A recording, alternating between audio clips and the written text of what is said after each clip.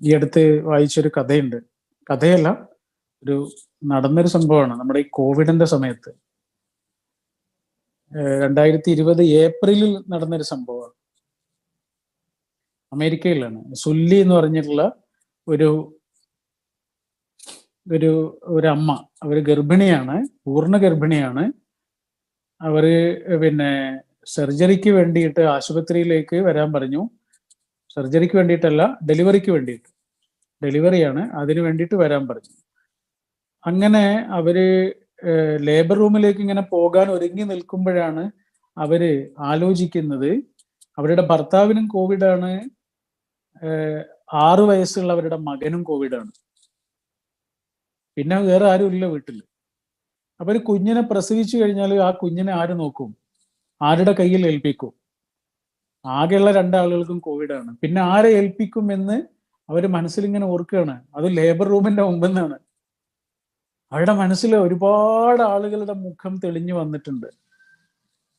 പക്ഷെ ഒരു മുഖം അവരുടെ മനസ്സിൽ പിന്നെയും പിന്നെയും പിന്നെയും തെളിഞ്ഞു വന്നു. അതിലവർ സ്റ്റക്കായി. ആ ആളെ അവർ ഫോൺ ചെയ്തു. ഫോൺ ചെയ്യല്ല, മെസ്സേജ് അയച്ചു. ഫോൺ ചെയ്യുക പോലും അല്ല, അവർ മെസ്സേജ് അയക്കുകയാണ് ചെയ്തത്. എന്താണ് അയച്ചത് എന്നറിയോ? ഞാൻ ഈ ഹോസ്പിറ്റലിലാണ് ഉള്ളത്, ഇവിടെ വന്നിട്ട് എൻ്റെ ഭർത്താവിനെ ഒന്ന് കാണാമോ, അദ്ദേഹം ചില കാര്യങ്ങൾ പറയും, അതൊന്ന് കേൾക്കാമോ എന്ന് മാത്രമാണ് മെസ്സേജിലുള്ളത്.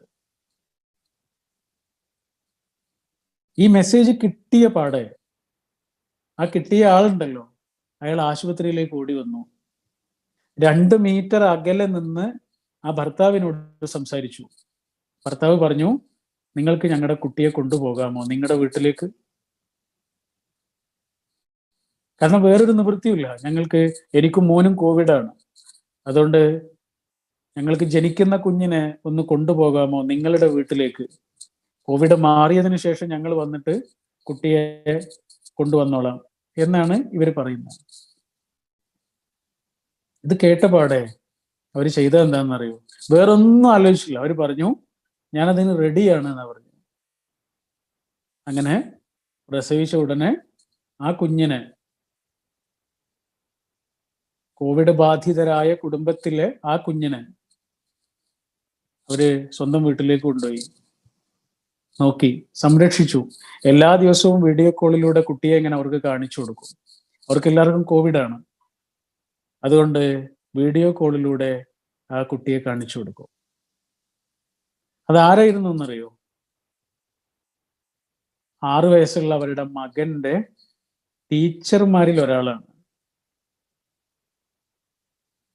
വല്ലപ്പോഴും ഒരു പാരന്റ്സ് മീറ്റിന് മാത്രം കാണുന്ന ഒരു മുഖമാണ് ആ ടീച്ചർ. പക്ഷെ ആ ടീച്ചറിൽ മാത്രം ആ അമ്മ കണ്ടിട്ടുള്ള ഒരു കരുണയുണ്ട്,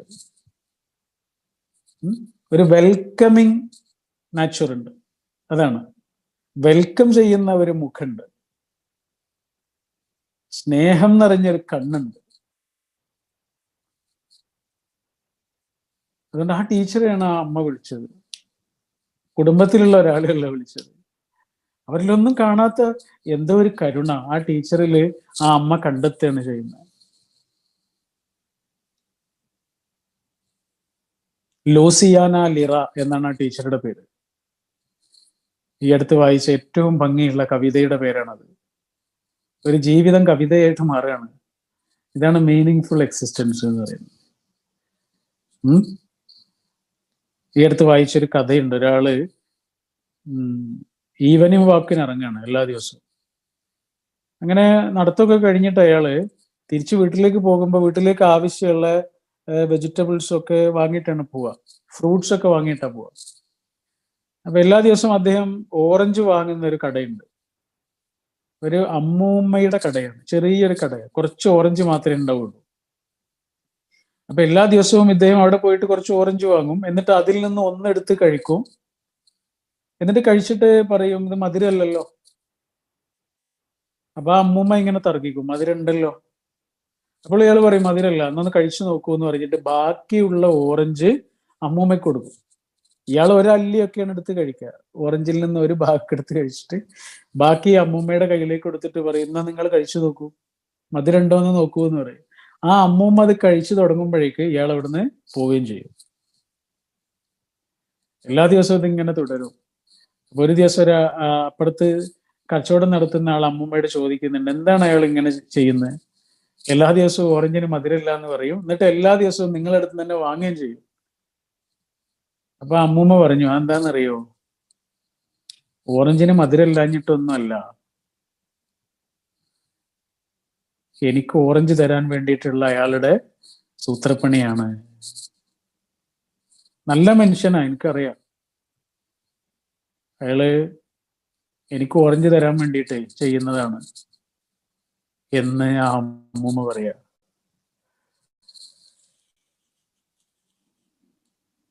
അപ്പോ ആർട്ട് ഓഫ് ലവിങ് എന്ന് പറയുന്നത് വേറെ ഒന്നുകൊണ്ടും പൂരിപ്പിക്കാൻ കഴിയാത്ത ചിലതുണ്ട് മനുഷ്യന്.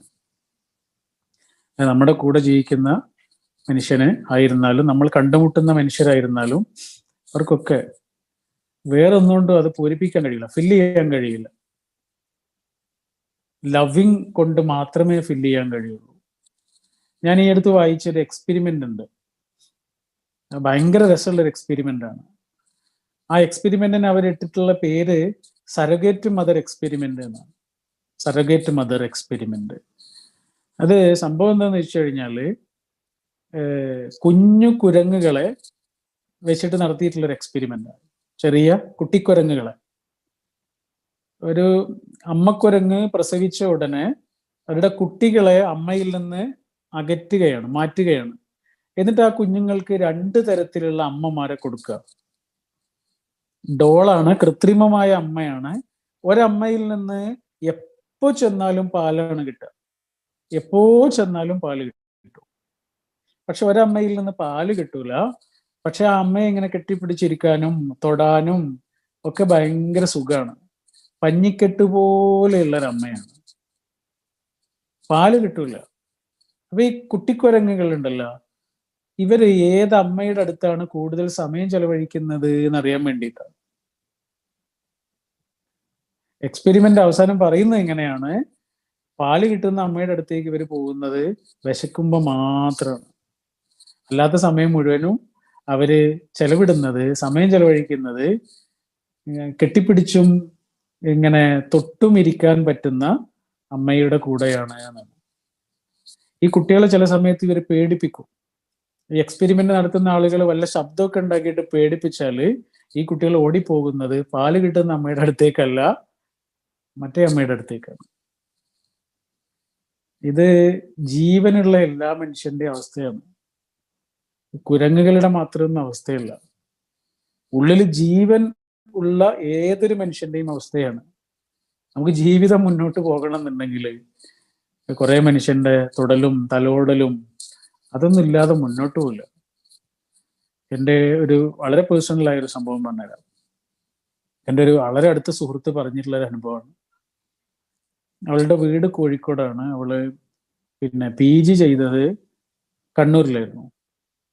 കണ്ണൂരിൽ നിന്ന് പിന്നെയും പോകണം, പയ്യന്നൂർ എത്തണം.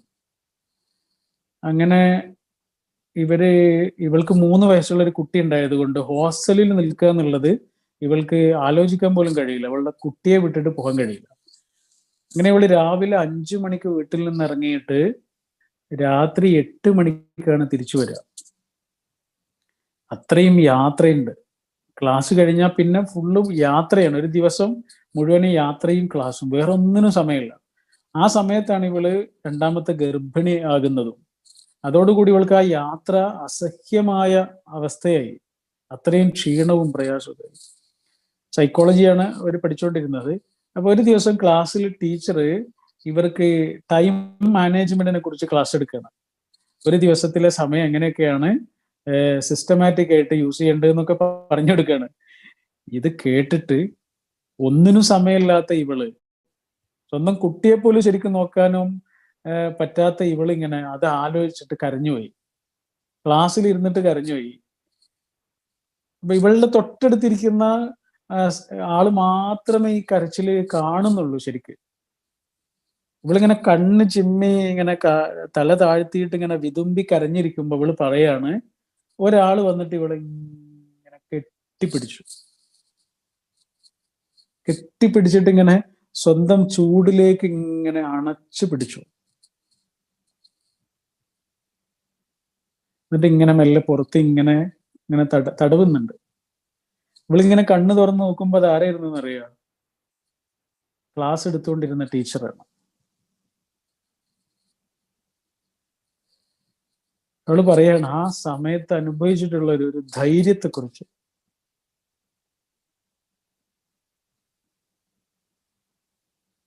ഇതാണ് ആർട്ട് ഓഫ് ലവിങ്.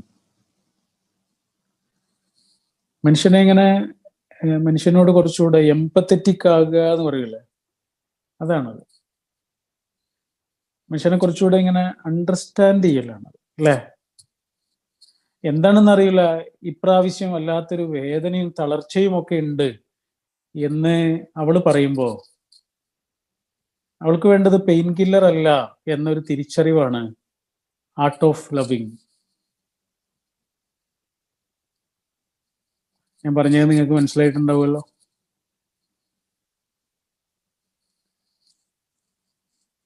ജോലിയൊക്കെ കഴിഞ്ഞ് തിരിച്ച് വീട്ടിലേക്ക് എത്തിയപ്പോ വല്ലാതെ മൂഡ് ഓഫ് ആയി നിൽക്കുന്ന അദ്ദേഹത്തിന്, ഭർത്താവിന്, തണുപ്പുള്ള ഒരു മടിത്തട്ടായി മാറുന്നതിന്റെ പേരാണ് ആർട്ട് ഓഫ് ലവിങ്. അതിന് മനുഷ്യനെ ഇങ്ങനെ കുറച്ചുകൂടെ അയാളുടെ കണ്ണിൽ കൂടെ കാണാനുള്ള ഒരാളുടെ വളരെ എംപത്തറ്റിക് ആയിട്ടുള്ള ഒരു ശ്രമമാണ്. അതിന്റെ ഏറ്റവും ഭംഗിയുള്ള കാഴ്ചയിൽ ഒന്നാണ് ഹബീബായ റസൂൽ സല്ലല്ലാഹു അലൈഹി വസല്ലം. എത്ര എംപത്തറ്റിക് ആയിരുന്നു എന്നറിയാം നബി. ഒരു മനുഷ്യനെ ഭയങ്കരമായിട്ട് അണ്ടർസ്റ്റാൻഡ് ചെയ്യുന്നു, കണ്ണ് നിറഞ്ഞു പോകും. അങ്ങനത്തെ അനുഭവങ്ങളും ചരിത്രമൊക്കെ ഉണ്ട്. നിങ്ങൾ കേട്ടിട്ടുണ്ടാവും, ഒരു ദിവസം നബിക്ക് നബിക്ക് ഭയങ്കര ഇഷ്ടമായിരുന്നു മധുരമുള്ള ഭക്ഷണങ്ങളൊക്കെ. ഒരു ദിവസം ആയിഷ ബീവി നബിക്ക് വേണ്ടിയിട്ട് ഇങ്ങനെ പായസം ഉണ്ടാക്കിക്കൊണ്ടിരിക്കുക. ഭയങ്കര സന്തോഷത്തിലായിരിക്കുമല്ലോ, കാരണം നബിക്ക് ഏറ്റവും ഇഷ്ടമുള്ള ഒരു ഭക്ഷണം ഉണ്ടാക്കുന്നതിന്റെ സന്തോഷമാണ്. കൊയിലോ ഒക്കെ പറയുന്നുണ്ട്, ഒരു സ്ത്രീ ഏറ്റവും കൂടുതൽ സന്തോഷിക്കുന്നത് അവൾ ഏറ്റവും ഇഷ്ടപ്പെടുന്ന ആൾക്ക് നല്ല ഭക്ഷണം ഉണ്ടാക്കി കൊടുക്കുമ്പോഴാണ് പറയുന്നുണ്ട്. അങ്ങനെയാണെങ്കിൽ ആയിഷ ബീവി ആ നിമിഷം ആലോചിച്ച് അനുഭവിക്കുന്ന സന്തോഷം വളരെ വലുതായിരിക്കുമല്ലോ. അങ്ങനെ ഭക്ഷണം അത് ഉണ്ടാക്കിക്കൊണ്ടിരിക്കുമ്പോഴാണ് ഒരാൾ വന്നത്, അസ്സലാമു അലൈക്കും എന്ന് പറഞ്ഞിട്ട്. അപ്പൊ നോക്കുമ്പോ ഒരു സഹാബി കുട്ടിയാ, അവരുടെ കയ്യിൽ ഒരു മണ്ണിന്റെ പാത്രമുണ്ട്. അപ്പൊ നബി ചോദിച്ചു ഇത് എന്താണ്? അപ്പോ ആ കുട്ടി പറഞ്ഞു, ഇത് സൗദാ ഉമ്മ തന്നതാ, നബിക്ക് തരാൻ വേണ്ടിയിട്ട് എന്റെ കയ്യിൽ തന്നതാ, കുറച്ച് പായസമാണ് എന്ന് പറഞ്ഞു. നബിയുടെ മറ്റൊരു ഇണയാണ്, നമ്മുടെ മറ്റൊരു ഉമ്മയാണ് സൗദ ബീവി. അപ്പൊ സൗദ ബീവി കുട്ടിയുടെ കയ്യിൽ പായസം കൊടുത്തയച്ചതാണ്. നബിക്ക് സന്തോഷം ഇരട്ടിച്ചു, നബിക്ക് പിന്നെയും സന്തോഷം കൂടി, കാരണം 2 തരത്തിലുള്ള പായസം കിട്ടി എന്നുള്ള. ഈ സംസാരമൊക്കെ കേട്ടിട്ട് അടുക്കളയിൽ നിന്ന് പുറത്തേക്ക് വന്ന ആയിഷ ബീവി ചോദിക്കുന്നുണ്ട്, ഇത് എന്താണ് മോളെ പാത്രത്തില്, എന്താ നബിയെ? നബി പറഞ്ഞു, ഇത് സൗദ കൊടുത്തയച്ചതാണ്, പായസാണ്. ആയിഷ ബീക്ക് അത് അത്ര ഇഷ്ടമില്ല. അവര് തന്നെ പറഞ്ഞിരുന്ന കഥയാണ് കേട്ടോ, നമ്മളല്ല പറയുന്നത് അവർക്ക് ഇഷ്ടമായില്ല എന്ന്, അവരെന്നെ പറയാണ്. അപ്പൊ ഞാനതൊന്ന് കാണട്ടെ എന്ന് പറഞ്ഞിട്ട് വാങ്ങുന്ന ആ ഒരു ശക്തിയിൽ ഒരു അനിഷ്ടം ഉണ്ടായതുകൊണ്ട് ആ വാങ്ങുന്നത് തന്നെ ഒരു ഭയങ്കര പവറിലാണ് വാങ്ങുന്നത്. അങ്ങനെ വാങ്ങുന്നതിനിടയിൽ ആ പാത്രം താഴെ വീണിട്ട് അതാകെ പൊട്ടിച്ചേറി, പായസമൊക്കെ ചിന്തിപ്പോയി. പായസം ചിന്തിപ്പോയതല്ല പ്രശ്നം, ആ കുട്ടി അവിടെ നിൽക്കുന്നുണ്ട്.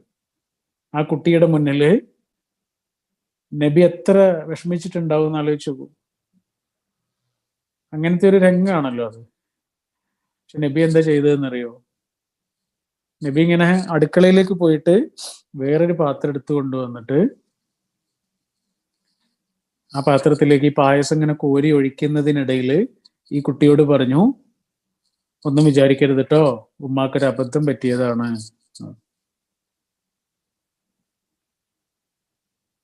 ആയിഷ ബീവി കരഞ്ഞിട്ടുണ്ടാവും.